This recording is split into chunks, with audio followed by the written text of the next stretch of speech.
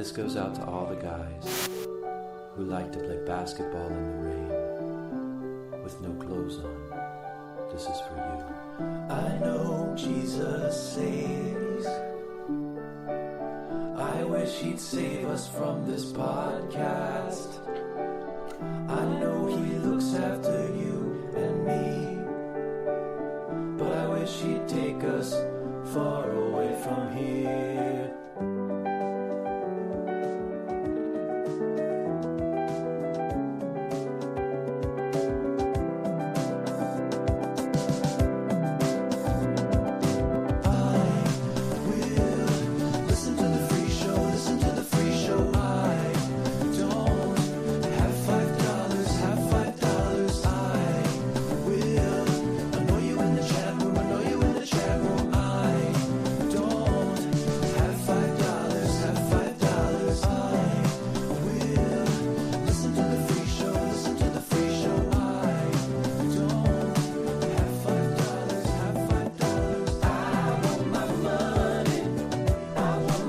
My money.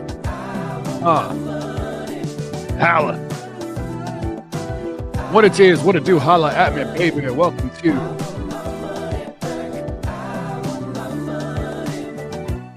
IDM 138. Joining you guys on this beautiful, brutal Friday, September 19th. I'm your guy, Oathman. Joined by my partner in crime. Christopher Lingonberry. What's up, dog? Yo, man, how are you? I am good, dude. I'm good. How about you? Good. I've been crushing the Charlie Sheen documentary over the past 2 days. Winning. Yeah. What do you mean crushing? Isn't it just 2 episodes? Well, yeah, but it's like 2.5 hours, bro. I've got a kid, you know. Oh shit, my bad, dude. I've got to walk. Parenting. Got to walk 8 miles a day, dude. Yeah, I'll be honest, dude. I'm not trying to talk shit. It's gonna sound like I'm talking shit. I'm not. When you're up around, when we're in the green room, you know, before the show, and you're walking around doing your printing bit and binder bit because you think it's 1998. Yeah, I was looking at your love handles. There's a lot less flesh back there, dude. So props to you. You know what I'm saying? Props to you. Let's get one of these. Give me a hell yeah. Happy for you, dog.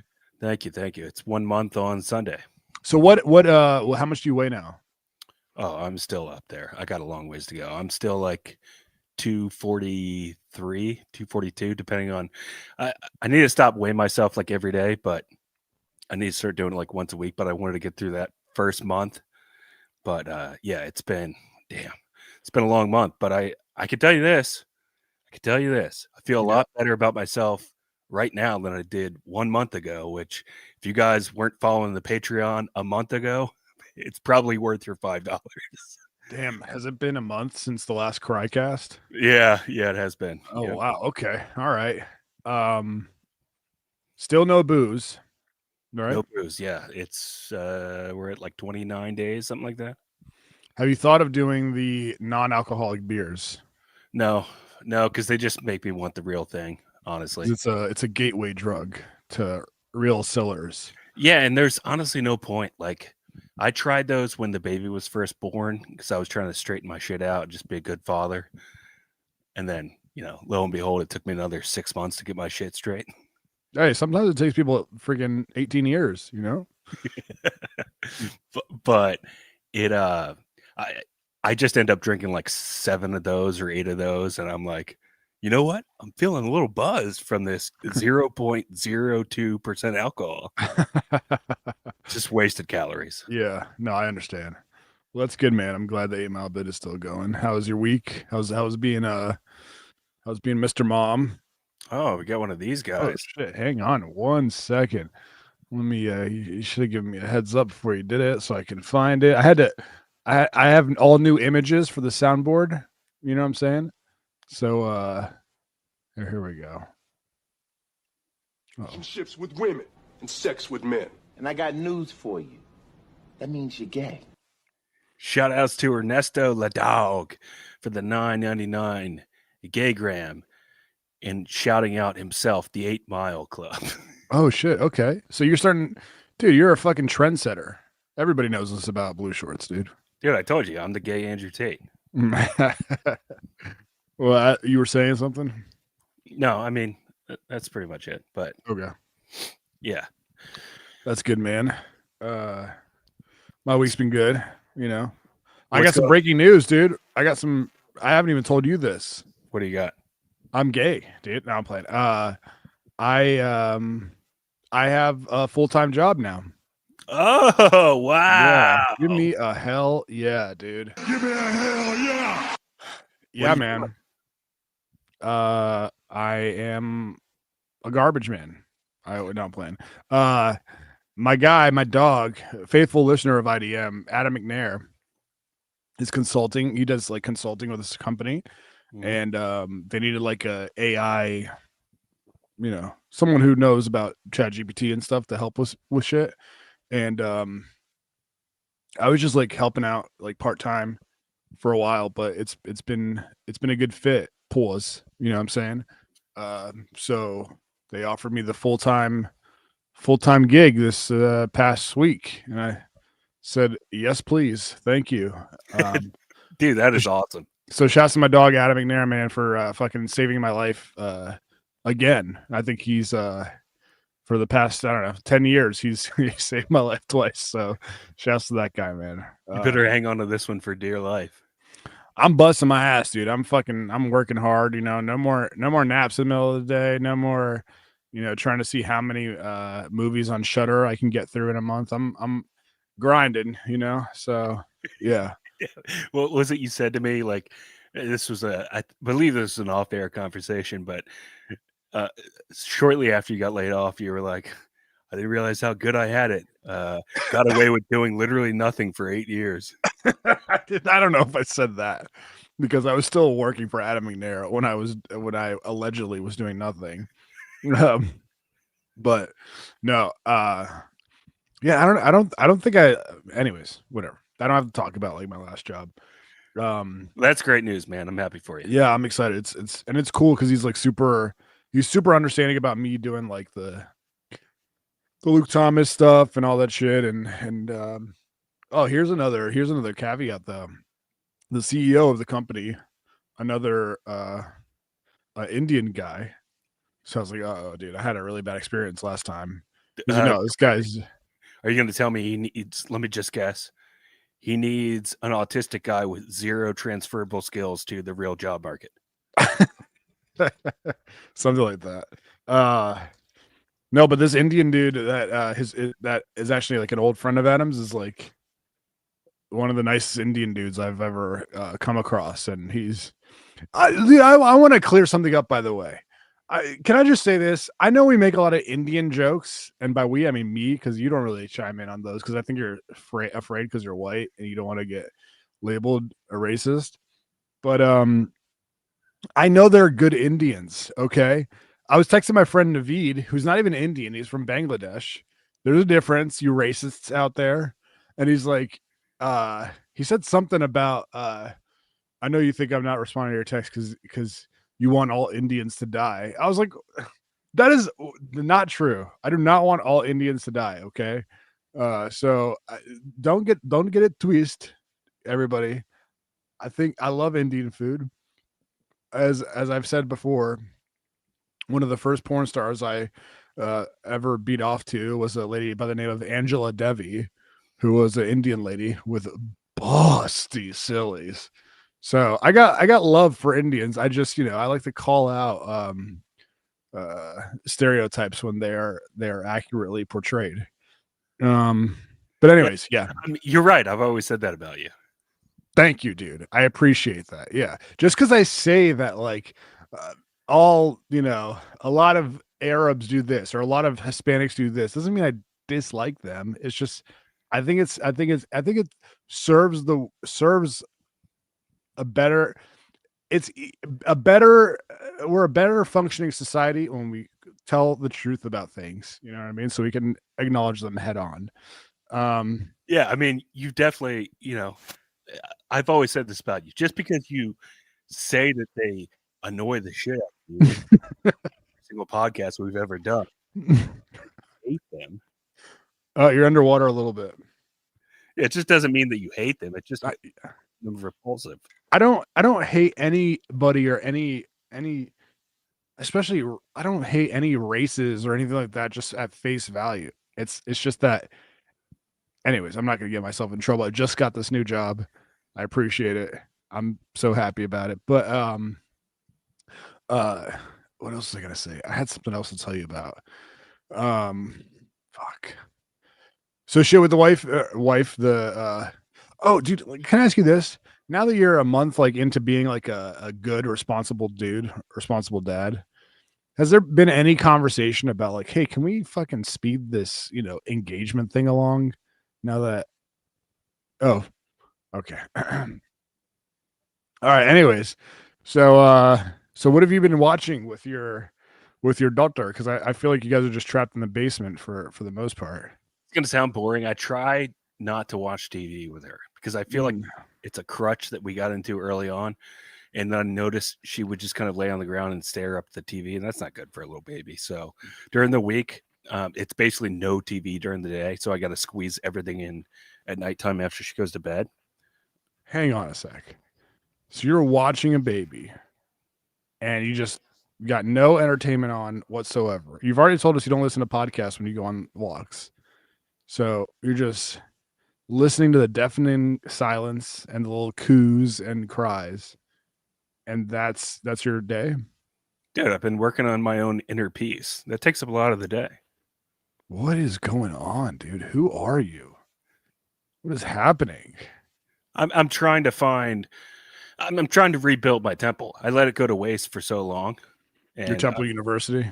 That's right. And I just need to strip everything down to bare bones and start from scratch and rebuild. And that's where you're I am. in Blue Shorts Boot Camp. That's right. Yeah. 8 miles at a time. Bloot Camp, as they call it. That's good. Okay. So when the baby goes to sleep or whatever, what have you been taking in? What have you been watching? Well, I started on about a week or two ago. I started on that prequel to The Terminal List. Because The Terminal List on Amazon Prime has maybe been the only show on Prime I've ever enjoyed. It was so fun and it seemed so original to me. Yeah. And I started watching the prequel, which is basically the backstory about Chris Pratt's buddy who bailed him out in the first Terminal List. Right. And it was fun. And I got a couple of episodes in. And then I realized after I was like maybe 3 episodes in, you ever do this? You're watching a show and you're just binging, going from episode to episode. And then you see that little bar pop up in the corner and it says, continue to next episode. But then you get through one more episode and that bar's not there. And you're like, oh, what the hell? Oh, you mean when it's like one of those scattered releases of episodes? Yes, that's what was going on. And I was like, I am not doing week by week. I'm not playing your fucking game, Amazon Prime. I'm not doing this bullshit. It's bad enough they already snuck advertisements back in. It doesn't matter that you've been paying for the service for 12 years or whatever it's been. They just one day release new terms of service and then boom, ads on every fucking show. Well, I think you got to pay like $5, an extra $5 or something like that. Of course, I'm not doing that. They essentially raised their rates without raising them. Yeah, I did that. Yeah, I can't stomach the ads, but yeah, no, I'm with you. It's ridiculous. So then I found like something similar.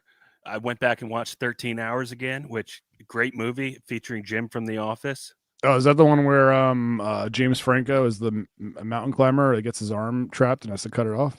No sports, no politics. It's about Benghazi. But then I loop back around. I never watched the Jack Ryan TV series on Prime. Not bad. It's very procedural, but I've been catching up on that. There's like 4 or 5 seasons, so it's been filling a lot of the nighttime. Okay. Okay. Cool. Yeah. No, I really like John Krasinski. It's a weird transition to see him go from like the goofy, lovable dude from The Office to like badass CIA agent or whatever. But he pulls it off. I gotta say. Um, yeah, that show's good. I kind of fell off in like the second or third season, but Yeah, that first season was so good. I think that was the best one so far. yeah. Wait, 13 Hours and that show are both John Krasinski. Are you going down a John Krasinski little rabbit hole or something? A little bit, yeah. Did you see the horror movie that he made? What are they called? Quiet Place, I think. Yeah. Yeah, I've seen those. You like them? The second one was just kind of but the first one was great. Very original. I like that. Yeah. Like originality. It's hard to find. Although, you know what? Now that I think about that, it's not very original because didn't it come out like at the exact same time as Bird Box Maybe. with Sandra Bullock? Hot ass Sandra. What's your take on Sandra Bullock? You think she's hot? Yeah, I could do some Sandra. You know, she's from Arlington, Virginia. Yeah. Yeah. So same with that girl. This is such an old reference. The girl from Gilmore Girls. Little show called Gilmore Girls. Ever heard of it? I have no idea who you're talking about. I've never seen a single episode. Are you talking about Charmed with Alyssa Milano? No. That's the same show? Well, that's good, man. Okay, so watching those shows. I watched a show this past week that I honestly, dude, I got to give myself a little bit of credit. You know, I don't like to brag, but I got to brag a little bit here. I haven't been watching 3 movies a day for like a couple months now, and have been? I have not been. Okay, you know, and I haven't been like watching any shows or anything like that. I've been really in the zone on like this stuff that I'm trying to do, whether it's the Luke Thomas No Sports No Politics but Politics bit, or the IDM videos, or which are great, the AI stuff that I'm working on for the new job. Like I've been really in the zone on that. So I haven't really been like allowing myself to get into shows and movies and stuff like that like I used to. But you told me you wanted to talk about this week. The new Charlie Sheen docuseries. I feel weird calling it a docuseries. It's just 2 episodes. That came out on Netflix. Well, it's like 2.5 hours. I mean, yeah, I mean it's kind of like a movie though, you know. Yeah, it's a regular documentary. It does have, I'll tell you this, off the gate, it is kind of annoying because it does kind of feel like, look, we got Charlie, let's let him take it whatever direction he wants. Because I think it's been a long time, but he was a mega star at one point, like in the late 80s, early 90s. Yeah. The guy was a superstar. And obviously he's a huge get for anybody filming a documentary, especially if they're trying to sell it to Netflix. But it did feel a bit like I guess it's not fair to say it's a puff piece because he revealed basically everything about his life. Yeah. Yeah. Like way too much. Yeah. Those last 20 minutes were pretty interesting. I think I'm just bothered by the fact that there's so many of these documentaries on Netflix now where it feels like it's just a revolving door of anybody have a really tarnished career and they want to come and repair it on Netflix. Go ahead. Come right on. Yeah.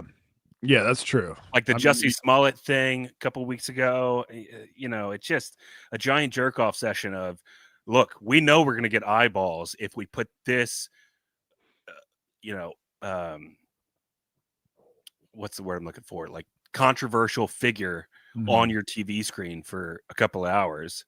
We know people are going to watch.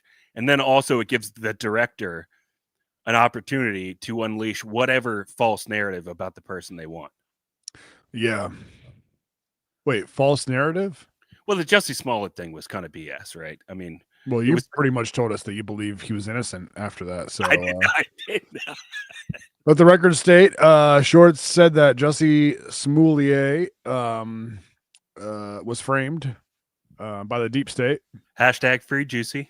No sports, no politics. No, but I understand what you mean. Yeah, dude, they're kind of doing with documentaries what they did with fucking comedy specials, you know, where it was like an event. It was something to look forward to when a new comic was like, I've been working on these jokes for 5 years. I'm ready to put it out as a special. And now they're, you know, now comedy specials are just a cash grab for whatever popular comedians are, you know, in with Netflix. Well, and if you think about it from an engineering standpoint, it's so much easier and cheaper to produce a documentary where it's pretty much 1 or 2 cameras the entire time. You don't need a massive crew to film it.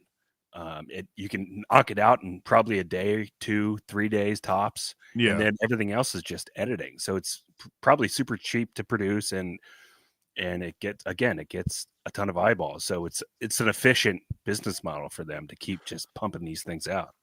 Pause. But anyway, so I watched this documentary or docuseries, and I don't know what your take is on Charlie Sheen. You talking about him being a star. Mine is like, I feel like you and I are from the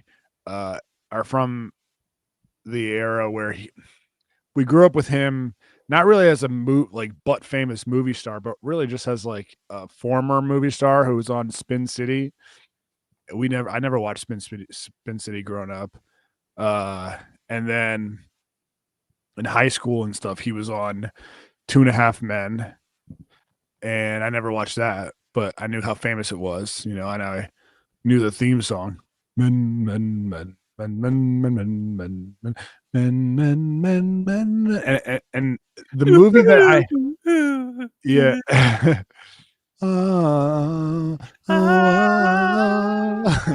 But the movie that I have seen him in, that I do know him from, because, you know, I wanted to be black when I was growing up, was Money Talks with Chris Tucker.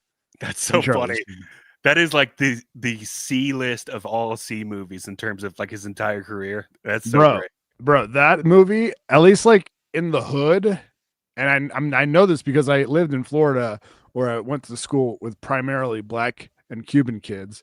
That movie was like one of the go-to comedies back in the day. I saw that movie in theaters, actually, Money Talks. And you know the I think we've talked about this before, but you know the term fat, when you call a girl fat, but it's like PHAT.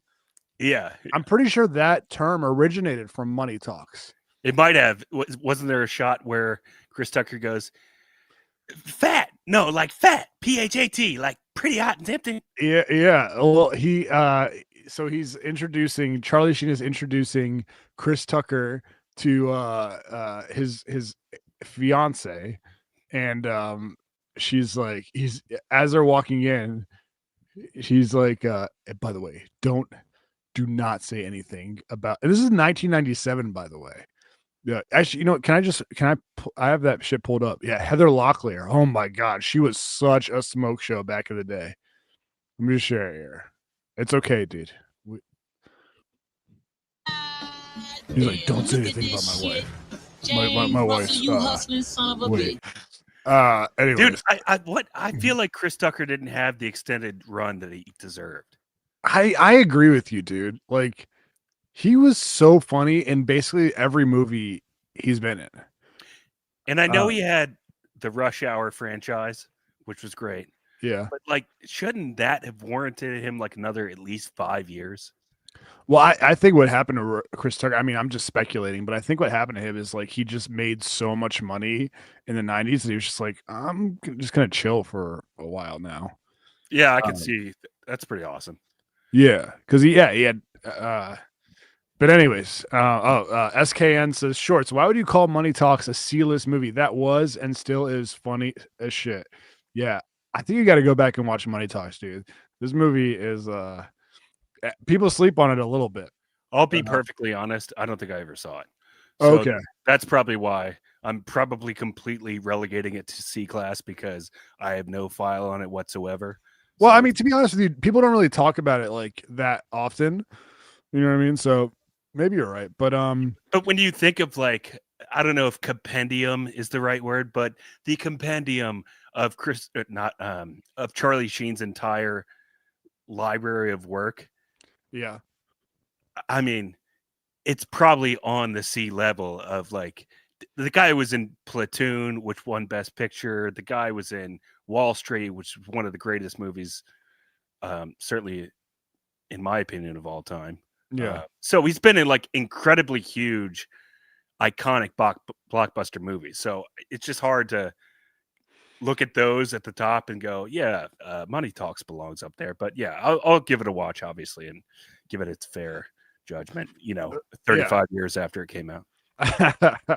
But anyway, so yeah, so that's like kind of what I knew about him growing up. I didn't really have that much of a file on Charlie Sheen. And then when we were working the radio station, I remember we were still in Fairfax, Virginia. This is when this him getting fired from Two and a Half Men, him going public with his HIV diagnosis, all that shit, the whole winning tiger blood, like that's kind of when that shit happened, at least in our lives. So like that's kind of what I associate it with. But I've never looked at Charlie Sheen and been like, oh, this dude is a fucking megastar, you know? So watching this documentary kind of like put his whole career into a different perspective for me. Yeah. I feel like we should work our way almost beginning to end. We don't have to hit every single note or everything, but first of all, it opens up with such a bang. And there was so much that, like, we're 38, right? We're both 38. Mhm. So we did miss a large portion of his career. Like, I knew about him from Ferris Bueller because I had an uncle that bought me the movie for my 10th birthday. So That's I saw funny. that movie like way younger than I was supposed to. But that's literally where my Charlie Sheen file begins. I should Money say. Talks was like one of the first DVDs I ever got from a pawn store. So that's Yeah. funny. But so a lot of it was learning new information for me, and that makes it fun. That's part of the allure of these documentaries that follow a guy's entire life. Mhm.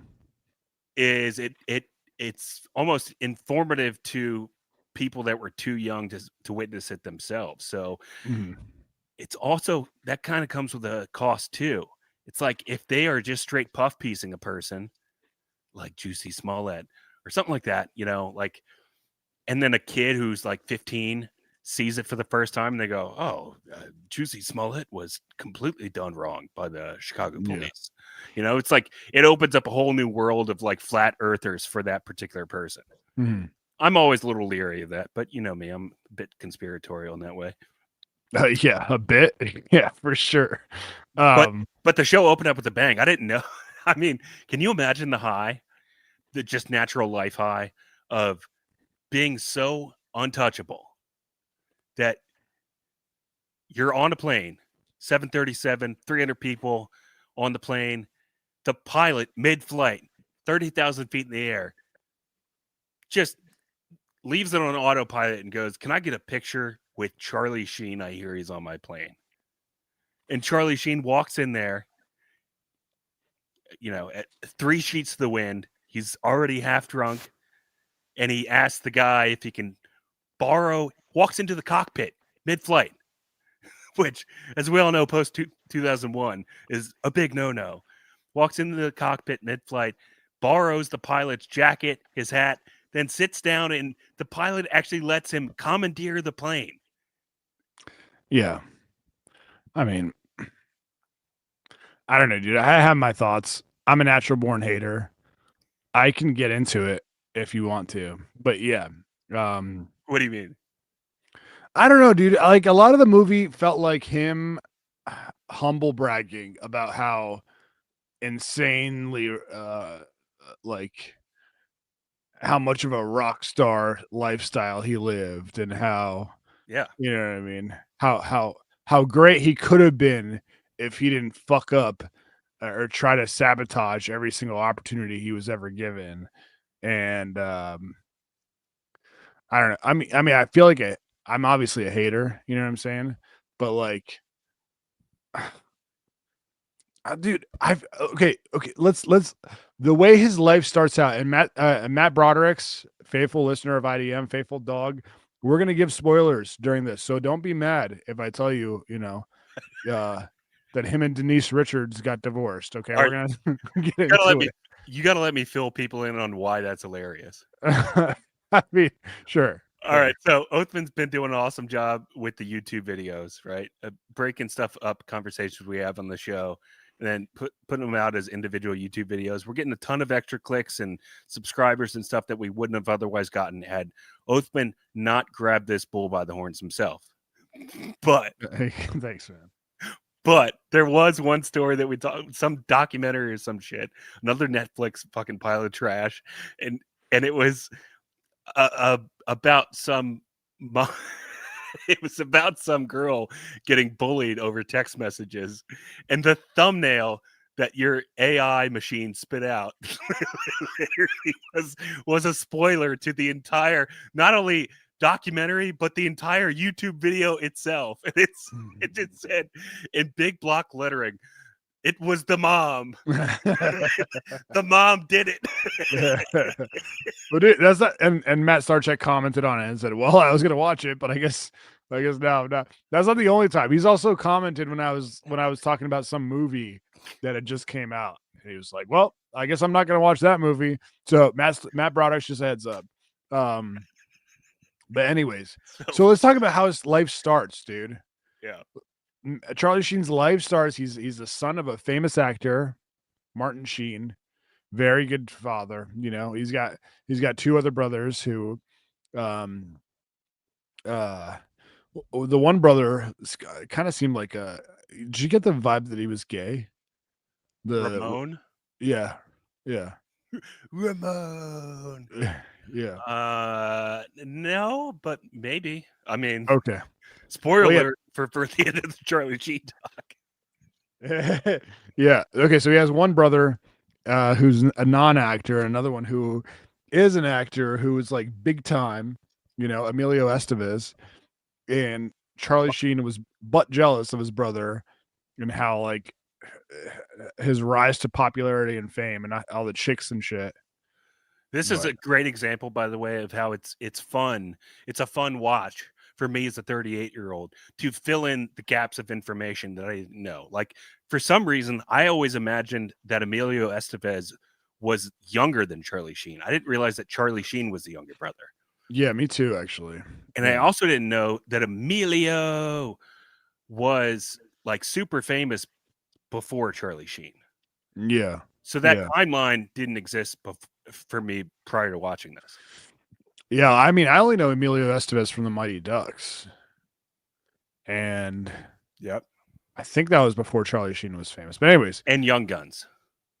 Oh yeah, I've never seen Young Guns. I should check it out. It was good. It's great. It's a classic. So he's butt jealous of his brother, who's like super famous, and he's in high school, and I think I had a 1.2 GPA, and I attended. He's talking about how he barely went to school and shit, and his parents are like, "What the fuck, dude? You gotta fucking do something." I think I'm just gonna be in the family business. I think I had a 1.2 GPA. I stayed at home playing Halo 2 with my friends, and then went to West Virginia University for a year and a half. The life of Blue Shorts Sheen. Blue Shorts Estevez. So yeah, I think I'm gonna. So he's like, I'm just gonna try to be an actor again, and his family's like, all right, cool. And when I heard that, I was like, dude, you don't even understand like how convenient that is. I know, I know. A fucking rich kid in Beverly Hills, and you're just like, I'm not really into school. I think I'm just gonna try to like play pretend as an adult, and maybe that'll work out, So I was 36 and I got laid off from my job at the radio station after 15 years. And I figured, sure, I'll give construction a shot. Sorry. So I think like his first job is like some shit movie that he had to film in Budapest. called like Grizzly Part 2 or something like that, a horror flick about a grizzly bear. And then his second audition, they try to give him the Ralph Macchio spot in the Karate Kid. And Yeah. he's like, I wanted to do it, but my dad, he's like, your word is your bond, all you got in this world is your your word and your balls. So I'm like, okay, that was a pretty easy transition from being a fucking flunky in high school to almost the Karate Kid on your second audition, And again, guys, I know I sound like a hater. I am a hater, but let's be honest, dude. That's a pretty. So far, his life has been pretty easy, It's been a cakewalk, dude. I mean, to fall out of bed after not graduating high school and to just immediately have an acting career within a couple months. Yeah, I know, dude.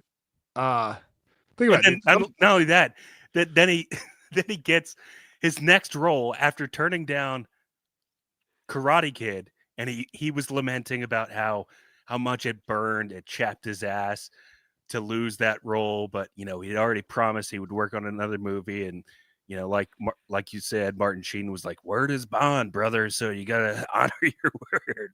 Yeah, he skipped out on Karate Kid. He couldn't believe like the millions of dollars that he missed out on because Ralph Macchio becomes a giant star and goes on to make like 4 Karate Kid movies from that.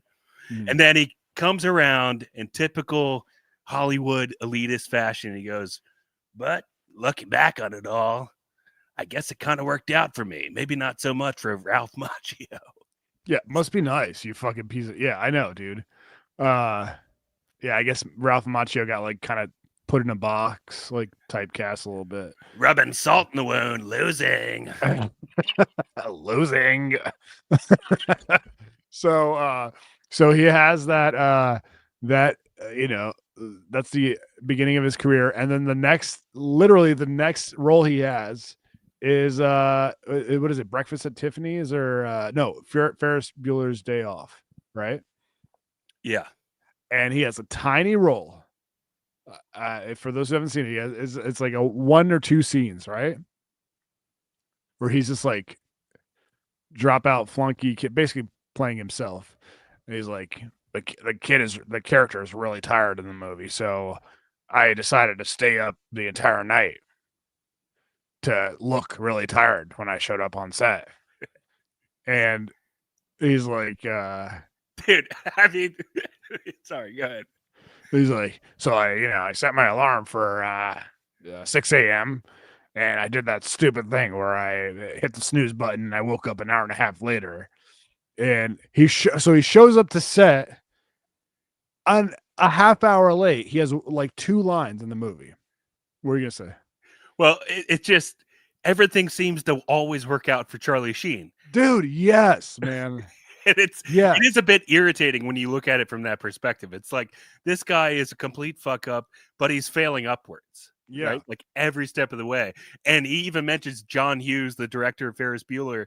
He goes, "Yeah, and I thought I was going to get reamed out my asshole for that." And John Hughes, the director, said, "All right, let's roll tape. Glad he's here. Let's go." Yeah. It must be fucking nice, dude. And then I shot it, and all the reviews said, it was a pretty good movie, but Charlie Sheen really stole the show with his 4 minutes on screen.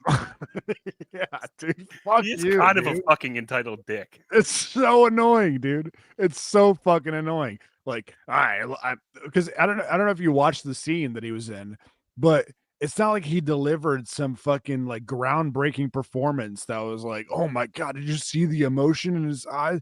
Like, he just looked tired because he stayed up the night before and delivered very monotone lines. It's even worse than that, because also he said he was in the car with his dad rehearsing the lines, and he says the lines for the first time, and Martin Sheen looks at Charlie and he goes, "You got it. That's perfect. That's exactly it." And he goes, "So then I realized I had it on the first take, so I just had to redo what I figured out on the very first time I attempted it." Yeah, it was pretty easy. Life has been pretty easy for me so far. Yeah, so So anyways, so he does the one scene in Ferris Bueller's Day Off. All the reviews are like, the movie's great, but really check out fucking how awesome Charlie Sheen is. And then it's just off to the races for him after that. Everybody wants a piece of fucking winning Charlie Sheen. Oh, dude, he gets Platoon after that, and he says that he's on the set of Wall Street, the movie after that he's doing, and he's watching the Oscars on a Sunday on set, and he goes, "Oh wow, I guess the movie I was just in just won Best Picture. That's great. That's gonna be good for my career." It's so annoying, dude. He's like, well, I was on the set of Platoon. The director came over to me and wrote out the deal for Wall Street on a napkin. So I was like, I guess I'll do that. Sure. Anyway, so, those are his first, that's the beginning of his career, I guess. I think I know why Oathman hates me so much. He reminds me a lot of his best friend Cutter Hooter. He just falls out of bed and gets projects in Hollywood. Yeah, constantly misses deadlines and gets rewarded for it. Yeah, dude. So anyway, and I too fucked all the hot chicks. Yeah, okay, so there's that too, like him paying for madams to fucking line up hookers for him, which is another part of his career. And they interview the I guess, I mean, I called her a madam, but she was like the pimp for the prostitute. She was like I don't know what you would call her. A madam. Yeah, but apparently she somehow her checkbook got leaked or somehow he got tied up in her finances, and they weren't coming after her for prostitution. They were coming after her for tax evasion. So he was he was like, his name was listed as one of the, and by the way, did you hear this? You hear her go, yeah, so back in the day, traveler's checks are things people would use to pay for things that they didn't have money for. And I had some from Saudi princes and others from Charlie Sheen. She's like, I wouldn't name people, but his name was on the check. So of course they found it. And I was like, bitch, you just named Saudi princes. Like, what are you talking about? Am I crazy, or did she seem like she was on something? Like, I don't think it was coke. Oh yeah, but she seemed like she was on meth or something. Yeah, off with her. Yeah, something was definitely off with her for sure. And another name, by the way, that I'd heard a million times, I think in rap songs or something, but never actually knew who Heidi Fleiss was. But I guess it was a big problem for Hollywood because everybody was concerned. Basically, what people realized in the mid-90s when she was on trial was that a lot of dudes in Hollywood were paying Heidi Fleiss for hookers, high-priced escorts. And so they were all fearful when she went to trial that they were going to get named or something. And it turns out that Charlie Sheen's name was the only one that was dropped because he got so cooked up one night that he couldn't make it to the bank or something. And it just wrote her a traveler's check. And when the FBI raided her shit, they found Charlie Sheen's name. Yeah, and so she's like, he's a pussy. He could have just not. He didn't have to comply, and basically, he's the reason she went to prison for like 4 years. So there's that. Anyways, so he's got drug problems, all this shit. He goes to fucking rehab because they force him to. He doesn't want to. They do an intervention, and who convinces him to go to rehab because he doesn't want to do it? Do you remember this? Oh, Clint Eastwood. Yeah. So he shows up to his house, or his dad's house, his parents' house. It's supposed to be his dad's birthday party, and he goes, I walk in, there's no balloons, there's no party favors. Who has a birthday party with no party favors? There's no hookers anywhere. I turn the corner and all my friends and my 7th grade English teacher are sitting there in a circle, and they say, Charlie, can you come sit down with us? Yeah. And I was gonna tell him to fuck off, but then I got a phone call in the back, and it was Clint Eastwood, and he said, I don't know, some fucking Clint Eastwood quote, I don't know. But anyways, so he goes to rehab.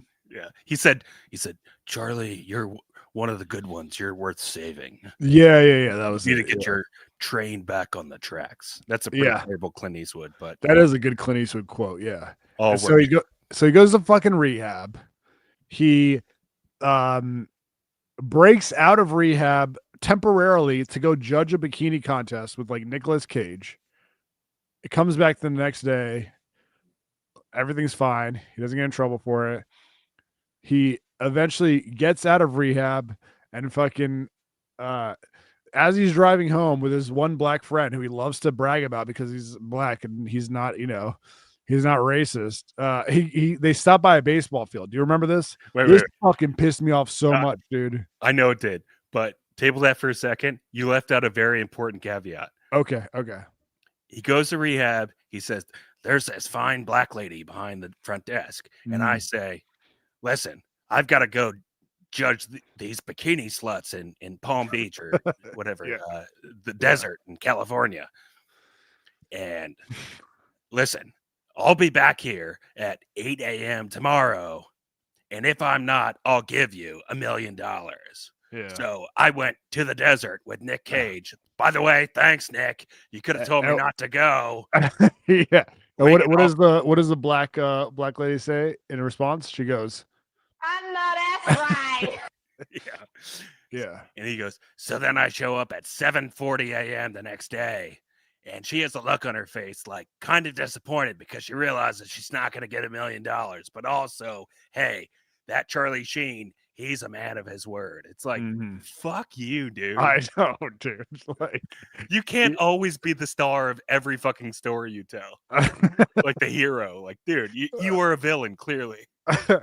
You told a black lady who clearly could have used the money because she's working a front desk job that she was going to have $1 million the next day, and then you took it away from her. That's so true. So he gets out of rehab, he graduates or whatever happens in rehab. He goes home, and on the way home, we stop at a baseball field, and he's with his one black friend, and his friend's like, "Hey man, y'all gotta let Charlie Sheen play." And once they see it's Charlie Sheen, they're like, "Oh fuck yeah, dude, come play baseball with us." And I believe the friend's name was, and correct me if I'm wrong, Reggie. No. Are you doing a bit? Yeah. No, it wasn't Reggie. Shouts to Reggie though. But ironically, it was Tony Todd, who, when they said it was Tony Todd, I was like, oh, the black actor Tony Todd who plays Candyman, but it was another Tony Todd. Yeah. But anyways, so they go to the baseball field. He's up at bat, and what does he do? What happens? He fucking hits a home run his first time at bat. Over the fence, straight out of rehab. The way his friend Tony talked about this was irritating in itself. I realize it's like the one decent friend that he has in his life. Yeah. He's the one guy who had never done drugs, never done alcohol. And he said that he was in his life for every decade of his life. And it was he seemed like a good dude for sure. And but the way this guy talked about him hitting him, he goes, he gets out of rehab and he hits a home run. I mean, who does that? He was talking about him like he squatted over home plate and laid an egg. Like, what is this? Some sort of magic man? He gets out of rehab and hits a home run in a rec league softball game. I mean, it was so fucking annoying though, dude. Like, I've never hit a home run ever in my entire life. You're a little jealous. I'm jealous, dude. Yeah, but it's like also like, dude. Anyways, all right. So he goes home, fucking straight out of rehab, and I forget straight out of rehab. Yeah, I'm coming straight out of rehab. And then what was the next job? Do you remember? No. Well, we don't have to go line by line, basically, Yeah. but that's like how it starts. This is where it starts like pissing me off. I'm like, okay, so this whole documentary is just about how amazing he is and how how he just like figures out ways to have triumphant victory after triumphant victory, But dude, I mean, there were a couple things that pissed me off. First of all, he grew up with Sean Penn, I guess. Dude, how crazy was that? They were showing, they used to film, I guess, on this Super 8 camera. Yeah. Like him and his brothers, they would film little movies in their backyard, home videos. and they were basically just reenacting the parts that they had seen their dad play in movies.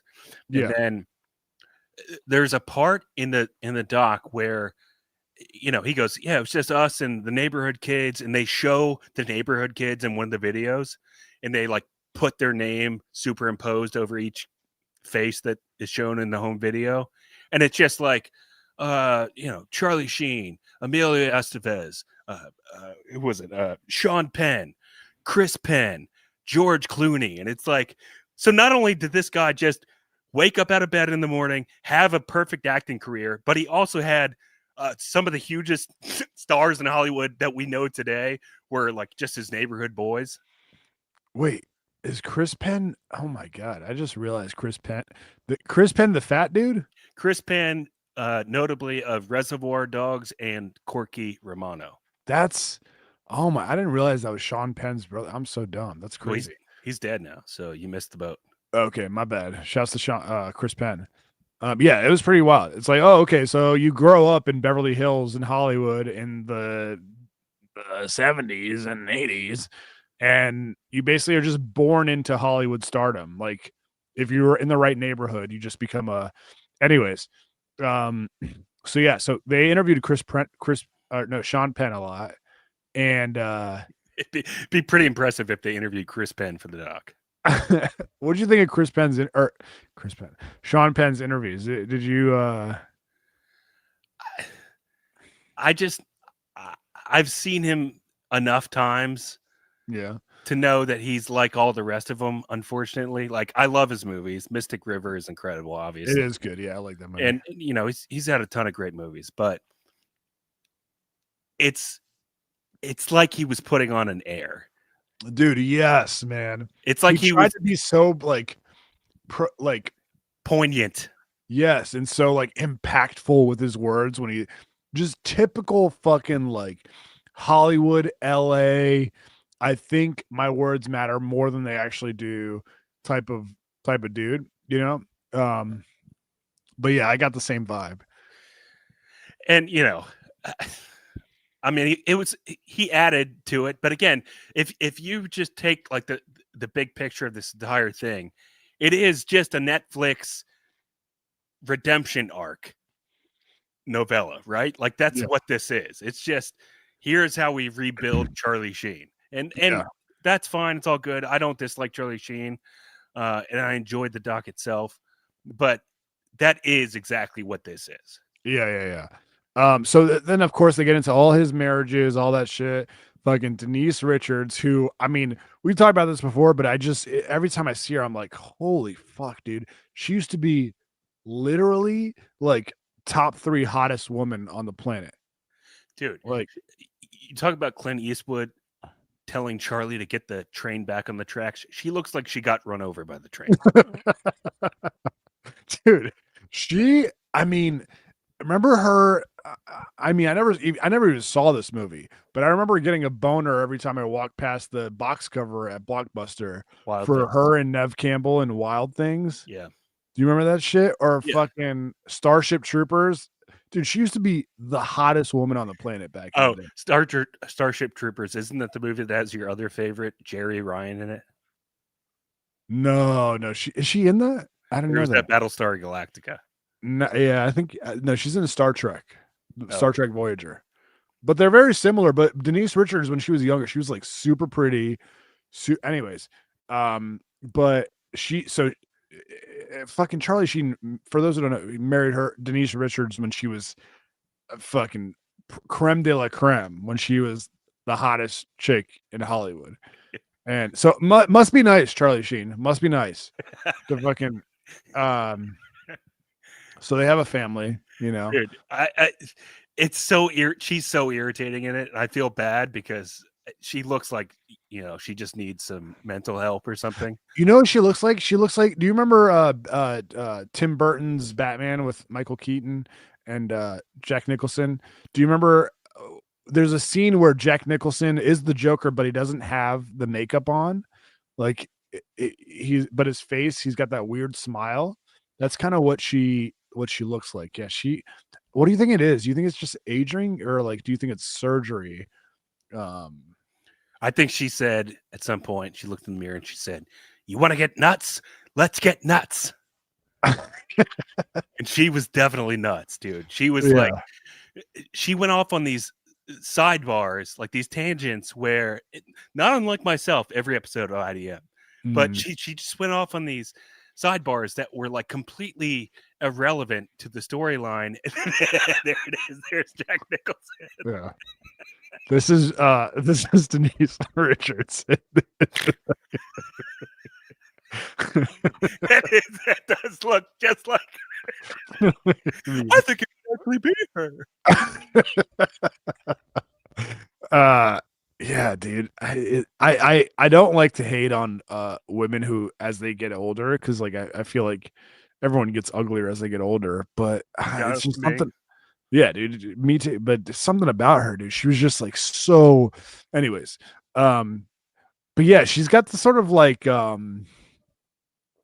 she's got this sort of, I don't know what it is, but you know what it is? Like when she was on the Housewives of Beverly Hills, or I don't know, Orange County or whatever. Do you remember that? Unfortunately, I've been made to watch that a couple of times. So you remember when she was on the show? Yeah.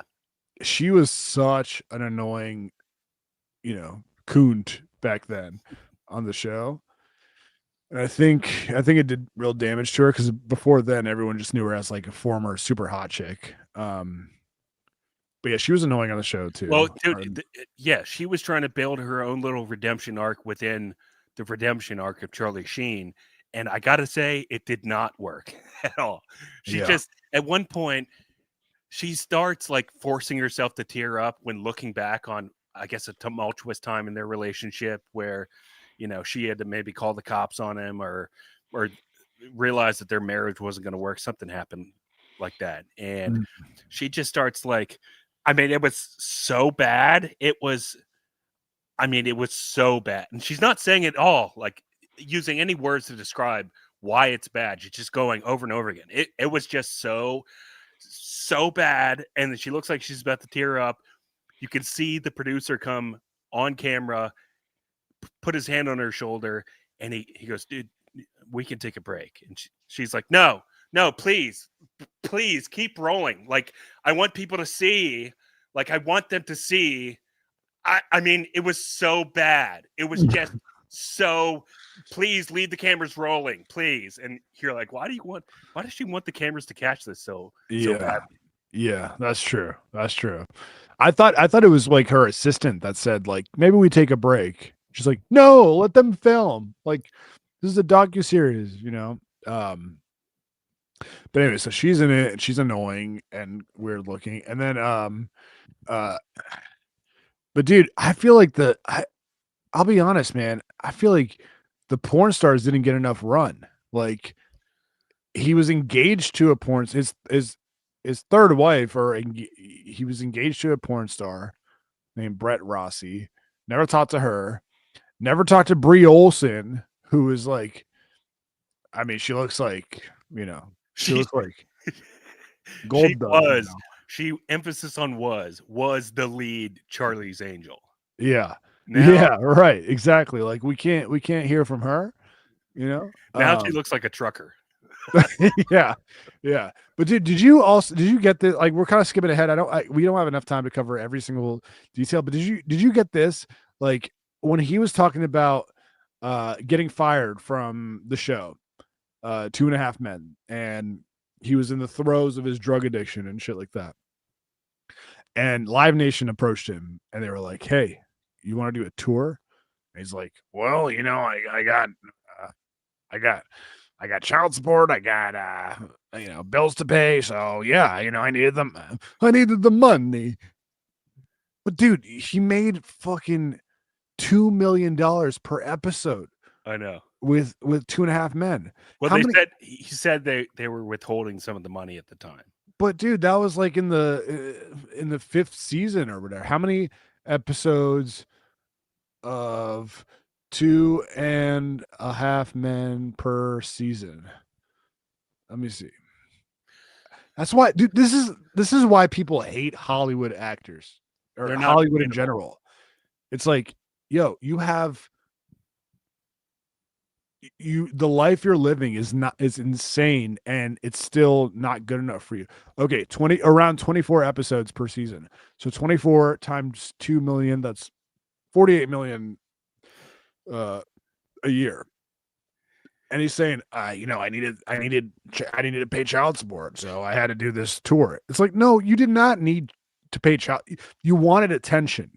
You liked that you were doing these news. You were trying to control the narrative, so you wanted the attention. You didn't do this fucking comedy stand up whatever for money. Like, don't. That was when I was like, okay, he's for sure trying, like, not being honest about this shit. You know. Yeah, you're right. That's a good point. Also, like, maybe I'm just a bit of a dullard, but I was kind of blown away. I assumed when he was on that whole winning tear, Mm. I guess like 2011, 2012, somewhere in there, I assumed that he was just extremely coked out. I didn't realize that he was doing crack cocaine. Wait, but okay, yeah. I mean, it is coke though. No, Yeah, I understand, but it is like a more addictive version of coke. Okay, it's- yeah. So it's like I You didn't thought he was realize. just coked out? Yeah, I thought he was just coked out. I mean, he had all the same mannerisms, behavior of somebody who was coked out, but I didn't realize he was literally doing like fucking smoking crack rocks like every night. I think And you can be a functional cokehead if you're not doing like base, like crack cocaine. what about a functional crackhead? No, I don't think those exist. Right. That's like there's the difference to me. I didn't realize that he was stooping that low the entire time. Which, if you guys out there have done some crack, no judgment here, but Yeah, I was just surprised by it. I was blown away by it, and also really interesting. Another opportunity for him to make himself the hero when he tells a story about, I'm seeing this girl, and me and my actor buddy, we both happen to be seeing her at the same time. Which, where's the backstory on that, by the way? yeah. Pause. And so she calls me up in the middle of the night. She lives in, the fucking ghetto, and I drive over there and I pick her up. The house looks a little dangerous from the outside, but hey, I go in and she says, I really need to get out of here. Can you get me out of here? And then I knock on the door, and a big, tall man, looks pretty big, like he kicked my ass, opens the door, and I say, hey, she needs to get out of here. And I go to my car and I pull out my 9mm, just in case. And then I jizzed in it. Yeah, dude. I mean, like, here's the thing though. I'm sure if I met Charlie Sheen, like his big fat waste of life drug dealer friend, I forget his name, what his name was, like Mondo or something like that. Yeah. Every time he was on screen, like Charlie Sheen had this gigantic, big, fat waist drug dealer who was just like, yeah, man, we would just, he's like Mexican. He's like, he would just invite me over and we would just party, for like a week straight. I was watching and I was like, man, what a fucking piece of shit this dude is. But at the same time, I was like, man, that was probably awesome though when he was, when he was doing it, because being the friend of a celebrity who can just do whatever they want and go anywhere they want is got to be a fun way to live life. So I was judging him, but at the same time, I try to be honest when I'm judging people. I try to be honest, and I was like, man, I probably would have liked to do that too. Yeah, I mean, I guess it was probably a lot of fun. Yeah. Showing Charlie Sheen just throwing chairs into his pool for no reason at all. Meanwhile, while he's in contract negotiations with CBS to become yet again the highest paid actor in the history of television, the dude is just strung out on crack cocaine. Oh my god! Yeah, I mean, we don't have enough time to get into every single. I mean, I have so many thoughts, but the last thing I will say is, god damn, dude, spoiler alert, everybody, and Matt Broderick, if you're gonna watch it, the last 20 minutes, he talks about this. He talks about how, when you're having sex on a crack cocaine, you're looking at the menu. The way he described it was so perfect. Let's give a shout out to the dogs and Mike Cook, and then we'll get to that. Okay. Do you want to get to that in the straight Patreon or? Yeah, no, we'll wrap it up with that. Okay. All right. Let's get to the big time P1 shout outs. We wanted to do the checking in with the dogs and the super secret supporter chat. Maybe we'll do that during the Patreon. Or next week. Either It's way. time for our big time P1 shout outs.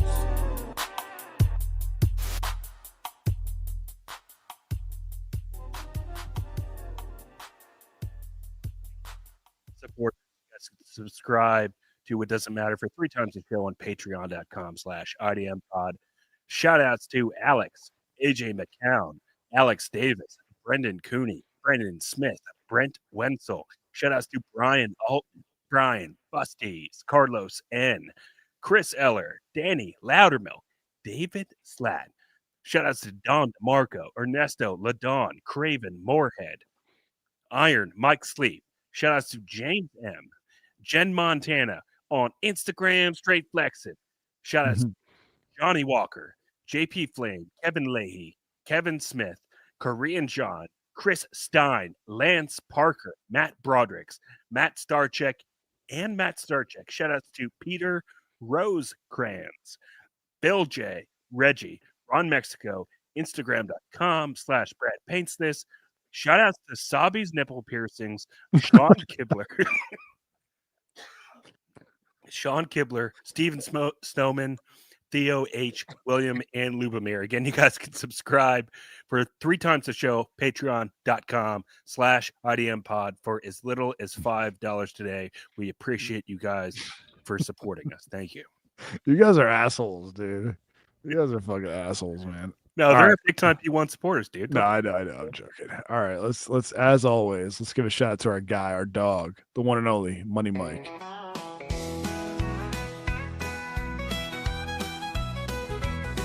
In Northern Virginia, where the sun always shines.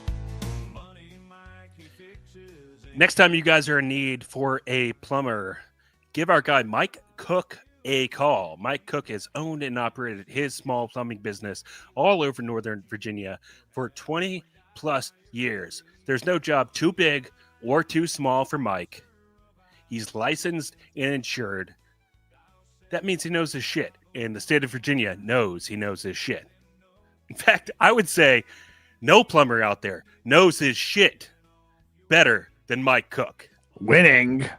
So the next time you guys need a plumber, give our guy Mike Cook a call at 703-501-1926. Mention IDM for an additional 10% discount. Mike Cook, if you give him a call, he'll show up to your place. No matter what the job is, he'll give you a free estimate. That is the IDM special. And say, hey, Mike, by the way, thanks for coming out today on such short notice.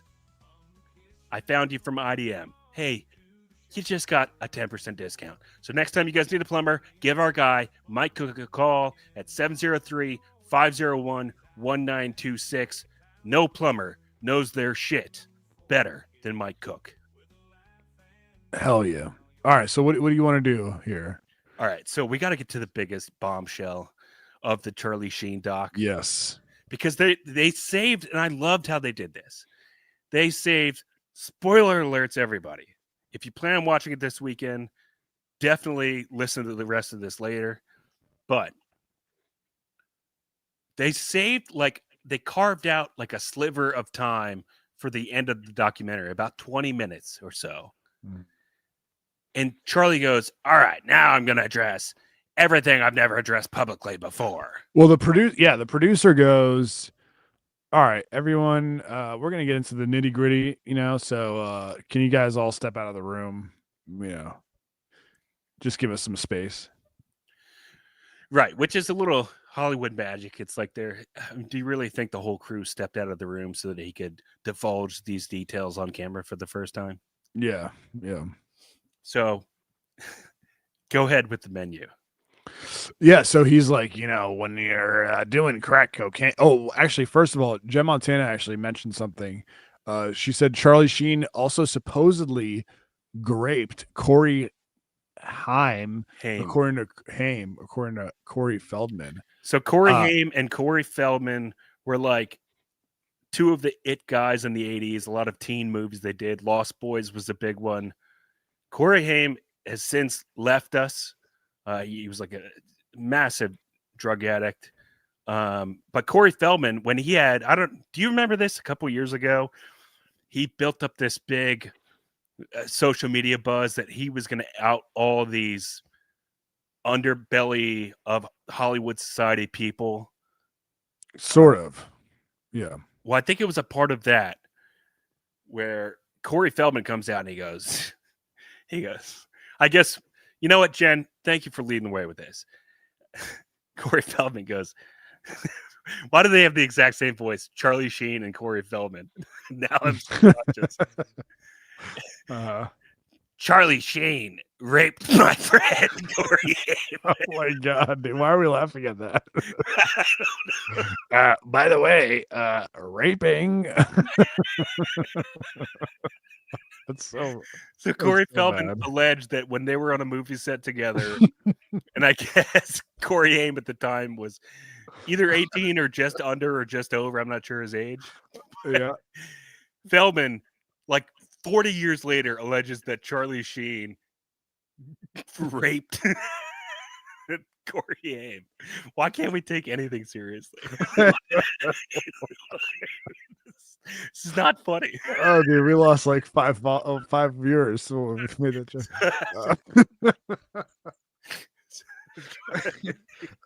Raping.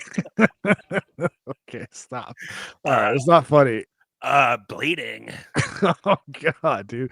If it's true, that's really bad. But that was the first thing that they asked him about, and he was like, total bullshit. Why would I ever do that? And honestly, usually like I'm on the side of the victim. I'm like, dude, why would, of course he's not gonna admit to it. But Charlie Sheen was such a like a Lothario, like just banging every single hot chick he could find. I can't imagine him being like, what about this fucking 14-year-old? You know what I mean? Like, I don't know. Wait. All right. Let's reenact Corey Feldman talking to Charlie Sheen. Okay. Okay. I'll be Corey Feldman. All right. You know, nobody's talking about this anymore, but you raped my friend. No, I didn't. Where'd you get that from? Lying. Yes, you did. It's never been reported, but you raped my friend. Why would I rape your friend? I'm married to Denise Richard. Have you seen her? Winning. You are the pedo underbelly of Hollywood that everybody talks about. I can't keep doing that. They sound exactly the same. All right. Anyways, so the first thing he does when everyone leaves the room, he denies. I would never. Why would I? The guy's a piece of trash. Like he denies it. You know. He says he shouldn't pursue legal consequences against him, but he was like, "Why give the clown any credit or time of day or whatever?" Yeah. So And so he starts talking about like what he used to do back in the day when he was like high on that crack cocaine. And he's like, you know, when you're on crack cocaine and you're looking at the menu, the sexual menu, you're like, oh, that looks pretty good. You know, I'll try that. And then one day you just flip it over and you're like, oh, whoa, there's a whole new menu. And maybe I'll try that out and maybe I'll have a little sample of that. Actually, you know what? Let me just try a little bit of everything. And I honestly, when I heard that, I was like, oh, he's doing like the John McAfee bit where he's letting girls like poop on his face. I got to tell you, I was just as thrown by it. I didn't expect what came from the producer's mouth to come next. Yeah, dude. Yeah. Oh. What were you thinking when he was like, oh, you turn the menu over and there's this other I was thinking like, you know, give me a couple of Asians, a couple of Puerto Ricans. Yeah. I was even thinking maybe like trans women, you know? Sure, anything. I was not expecting. So the producer goes, we got to pull this clip. I don't know how to do it. I wanted Yeah. to just grab my phone and record the audio and play it, but you've admonished me for that in the past, so I didn't. Yeah. But it is the biggest IDM drop I've ever heard in my life. The guy goes like, it's literally I timestamped it. It's at 1 hour, 13 minutes, and 59 seconds into part 2. You want me to find it? I can find it in 2 seconds here. Sure, yeah. Okay. I wonder what people are thinking who haven't watched it. Like, what's Bob the Builder thinking? Oh, dude, is he talking about like cream pies? Like, what are people thinking? Maybe he's talking about like butt stuff. We've all done butt stuff from time to time. Yeah, dude. I was honest. I swear to God, I was thinking like, oh, does he like girls like boogers like spitting in his mouth? Like what else? What could he be possibly talking about? All right, I'm pulling it up. Foreshadowing. Okay. You said it's what is the timestamp? This is kind of a rough timestamp. 1:13:59. Okay. All right. We're gonna have to cut this out of the YouTube clip, but here we go. We'll just yeah. All right, here we go. 1:13:59. That may be a little after. Okay. By like 20 seconds, maybe. All right, here we go. All right. Other parts of it won't be, but at that point, it's out of my hands, and I guess I encourage them to just have at it. So this is the first time you're speaking publicly about having sex with men. Pretty crazy shit. How does it feel? It's liberating. It's fucking liberating, and it's Like finally be able to say things. just talk about stuff. It's like a train didn't come through the side of the restaurant. A fucking piano didn't fall out of the sky. No one ran into the room and shot me. All right, there it is. Yeah. There you have it.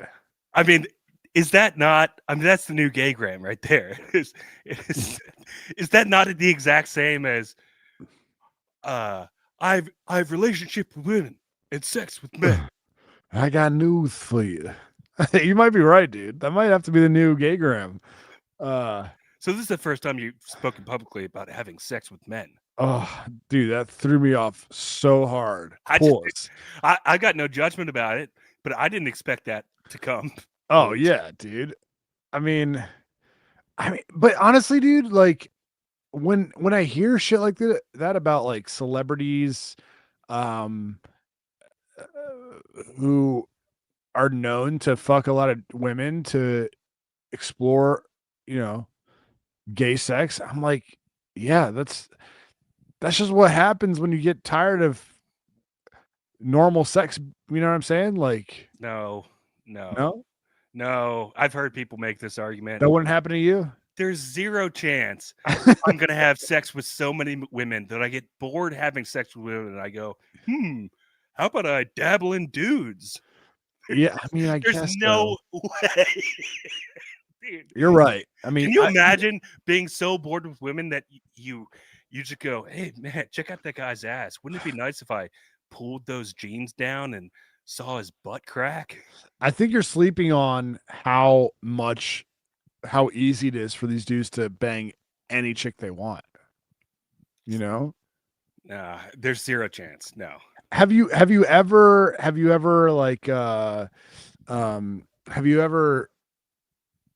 like explored pools, a new like genre in on Spank Bang or X videos and be like, whoa, what the fuck? Like why am I looking for this porn? Or you accidentally hit the that little like on X videos, there's that little icon at the top. Where it's got like the straight gay trans shit, but it's right next to the search bar, so you can I know fumbling around with your index finger on the phone and just end up in a world of hurt. Yeah. No, I mean, also every once in a while, the X videos algorithm will try to feed you gay porn. Oh, dude, constantly, dude. Like I have to constantly tell it, hey, I usually don't like trans porn. No, I'm playing. Just joking. I mean, there is that one time I admitted it on the show a long time ago. And look, nothing against anybody of any persuasion. And in fact, I'm happy with the way that Charlie Sheen handled it. He was like, "What's the big deal? It shouldn't be a big deal. It's not a big deal." But there was the one time during the OnlyFans phase, which we all had during the pandemic, obviously. Of course. Where we're secretly paying women behind our wives' backs. Yeah, of course. And I was just searching for one of my favorite search terms, and that's when I learned the hard way. OnlyFans, the search bar does not work in terms of populating by keyword the way that normal porn sites do. So you might type in, I don't know, jizz on face or something like that, and end up accidentally subscribing to a transgender. Oh, who hasn't had that experience, dude? And you might not find out until you're like 2 minutes into the video. Whoa, so, this was a shocking twist. Wait, but like, do you know what I'm talking about though? Honestly, like, have you? I mean, I'm sure most guys do this where you have a night where it's a rough one. You know what I mean? You're having a hard time falling asleep, and you get a little creative with your search terms, and you're like, I wonder what kind of videos I'll get if I search this shit. Oh, it's snowing outside. Let me search, I don't know, snowball fight. Yeah.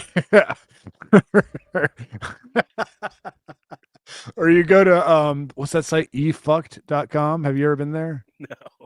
It's just like the most revolting shit you'll ever see. Like Jeff the Drunk banging that porn star for Howard Stern, the Howard Stern show, and her crying. Like those are the type of videos that are on that website. Oh. And yeah, it's just like crazy. Anyways, but there have been times where I'm like, what am I looking at? You know? So I can sort of relate to Charlie Sheen, not because I want to fuck guys, puss, but because I'm like, man, I wonder if I had like every single chick I've ever wanted to fuck at my disposal, and I got bored with it. What would I do? You know? You're saying you might fuck guys. I mean, you know, I'm not gonna fuck guys. A guy, one guy. I don't think I would fuck guys because like dudes' asses and like that's just the idea of like fucking a dude in the face and stuff like that. Like that just makes me fucking. That's so gross to me. But like, I could see myself if I was addicted and like could get any girl I wanted, and I was tired of banging every hot chick I ever want. I could see myself being like, you know, I'm not even gonna say it because it's a show. But this reminds me of that scene from White Lotus where Walton Goggins meets up with his old like Black Ops buddy or whatever. They have like this like he has like this, I don't know, what do you call that, soliloquy or monologue or whatever. Monologue, yeah. And his buddy tells him, you know, he goes, they're in Thailand, by the way, just to set the scene. He's like, I've you know, I was out banging hookers every night, and I was inviting them back to my place, and you know, all these Thai hookers, and one day I just started thinking, like, what is it like to be one of these Thai hookers? Mm-hmm. And so I invited a couple of guys over, and I dressed up as a Thai hooker, and I had them have sex with me because I wanted to know what it was like to live the life of a Thai hooker. And before you know it, I got addicted, and I couldn't stop having guys over to have sex with me as a Thai hooker. And you're like, holy shit, what is happening here? What am I watching? That's crazy, dude. Yeah. Anyways, the reason I'm saying this is because I don't feel like I feel like if Charlie Sheen or Eddie Murphy or any of these other dudes who through stardom find their ways into trans hookers and stuff like that, I feel like if they were just regular, ordinary, you know, white picket fence family men, they would never explore that or ever be interested in it. It's just they've had everything a normal dude could ever want, and they're like trying to chase some sort of, you know, high. That's all I'm saying. You know? Yeah, I mean, I wholly disagree with you, but I don't follow that opinion. Jem Montana says I've looked up some weird stuff like Hugh cows, lol, but I've never been tempted by vag. Yeah, I mean, I've never been. Anyway. Neither is Othello. Fuck you, dude. All right, dude, I feel like I could do another hour on this, but we have to talk about other topics. We're gonna roll on. Yeah, go ahead. Patreon.com/IDM pod. You get 3 episodes a week. The Patreon is where we talk about like if Shorts was going to tell everyone about his exploration of the other side of the menu, that's patreon.com/IDM pod is where you would hear about it. Guys, and you click on the homepage as soon as you get there. As soon as you sign up for $5, you got over 300 episodes of our full back catalog. And believe me, unfortunately, we've dropped a few personal gems in there. Yeah. Look for the episode a month ago. Yeah. Yeah. Oh man. All right, All right, players. We'll see you guys see over there in like 5 minutes. Peace.